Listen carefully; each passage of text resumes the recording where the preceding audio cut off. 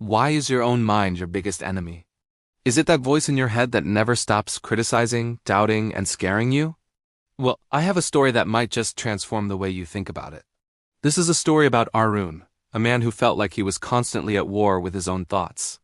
Every single morning, before he could even open his eyes, the assault would begin. "You're not good enough," the voice would whisper. "You're so far behind everyone else your age.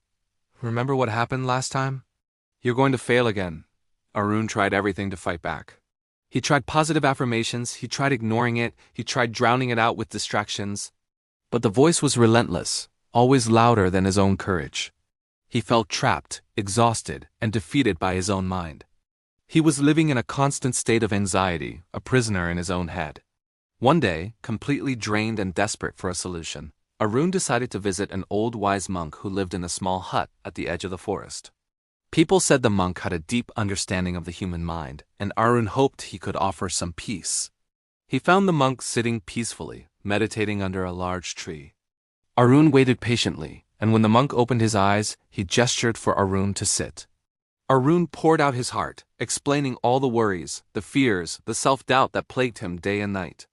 He talked about the voice that judged his every move and predicted his every failure. The monk listened without interruption, his gaze calm and compassionate. When Arun finally finished, his shoulders slumped in exhaustion. The monk simply nodded. He stood up, went inside his hut, and returned with two things: a clear glass of water and a small handful of salt. "Put this salt into the glass," the monk instructed. Arun, slightly confused, did as he was told. The salt quickly dissolved into the water. "Now," the monk said, "drink it." Arun took a small sip. He immediately recoiled, spitting the water out onto the ground. "It's awful! It's incredibly salty!" he exclaimed. The monk smiled faintly. He then beckoned for Arun to follow him. They walked a short distance through the trees until they reached the shore of a vast, beautiful lake. The water was crystal clear and stretched as far as the eye could see. The monk handed Arun another handful of salt, the same amount as before. "Now, throw this salt into the lake," he said. Arun tossed the salt into the water, watching the grains disappear into the immense body of water. "Now," the monk said again, "drink from the lake." Arun was hesitant, but trusted the monk. He cupped his hands, scooped up some of the lake water, and took a drink. It was cool, fresh, and pure. "Do you taste the salt now?" the monk asked, his eyes twinkling. "No," Arun replied, surprised. "I can't taste it at all," the monk smiled, a gentle, knowing smile. "The salt," he explained, "represents the problems, the worries, and the negative thoughts in your life." The amount of salt was the same both times. He paused, letting the words sink in. "The glass of water is your mind when it is small and constricted. When your mind is small, focused only on yourself and your perceived flaws. Even a small amount of salt, a small problem, can make your entire life feel bitter and unbearable. Every setback feels like a catastrophe. Every criticism feels like a personal attack." Arun stood there, gazing at the vastness of the lake, and a wave of understanding washed over him.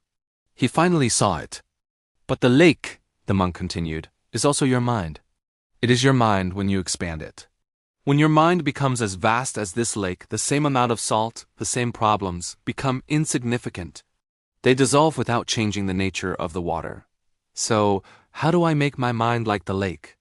Arun asked, his voice filled with hope for the first time in years. "You expand it," the monk replied. "You stop focusing inward on your own little world of worries. You expand your awareness. You learn about others, you practice compassion, you show gratitude for what you have instead of focusing on what you lack. You read, you explore, you connect with nature.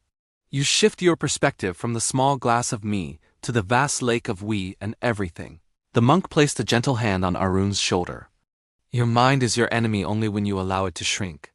When you feed it fear, comparison, and ego, it becomes a tiny bitter glass of water. But when you nurture it with curiosity, empathy, and gratitude, it becomes your greatest friend, a vast, fresh lake. The problems won't disappear. The salt will always be there. But they will no longer have the power to poison you." From that day forward, Arun's life changed. He didn't try to fight his thoughts or silence the voice anymore. Instead, he focused on expanding his container.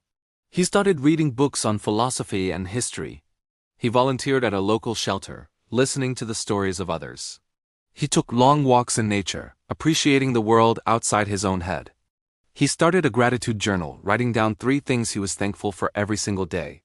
Slowly but surely, he felt a shift. The negative thoughts still came, the salt was still there. But now they were just tiny grains in a vast lake. They no longer tasted bitter.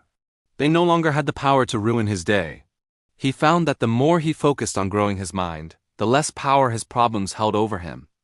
Arun finally understood the monk's lesson. Peace doesn't come from getting rid of all your problems. It doesn't come from having a perfect salt-free life. True, lasting peace comes from cultivating a mind so vast, so expansive, that no amount of salt can make it bitter. So the next time you feel overwhelmed by your own thoughts, remember the story of Arun. Don't try to get rid of the salt. Instead, ask yourself, how can I expand my glass into a lake today? How can I grow my mind? Because a bigger mind doesn't just mean more knowledge. It means more peace, more resilience, and more freedom. Your mind isn't your enemy. It's an instrument. And you have the power to decide whether it plays a sad, bitter tune or a beautiful, expansive symphony. The choice is yours. Thank you so much for watching. If this story resonated with you, please give this video a thumbs up and subscribe for more content that can help you transform your thinking. I'd love to hear your thoughts in the comments below. See you in the next one.